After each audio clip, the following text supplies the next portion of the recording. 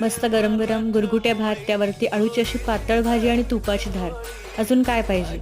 तर आज आपण ही मस्त अशी अळूची भाजी बनवणार आहोत. यालाच अळूचं फतफद असंही म्हणतात. करायला अतिशय सोपी आहे. यासाठी अळूच्या पानांबरोबर देठाचाही उपयोग करायचा आहे. भाजीसाठी थोडीफार पानं जून जरी असली तरी सुद्धा आपण त्याचा उपयोग करू शकतो.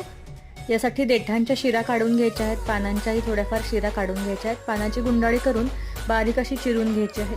हे सगळं कुकरमध्ये घालून घ्यायचं आहे. हरभऱ्याची भिजवलेली डाळ घेतलेली आहे आणि भिजवलेले शेंगदाणे घेतलेले आहेत. आवश्यक एवढं पाणी घालून कुकर लावून घ्यायचं आहे.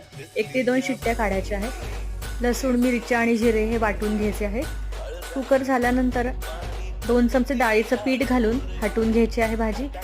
आता फोडणीमध्ये वाटलेल्या लसूण मिरचीची पेस्ट घालून घ्यायची आहे. हळद, लाल तिखट घालायचं आहे चवीनुसार. खमंग परतल्यानंतर भाजी घालून घ्यायची आहे. याच्यामध्ये चिंच, गूळ घालायचा आहे. एक छान उकळी काढल्यानंतर मीठ घालायचं आहे आणि आपली खमंग अशी भाजी तयार.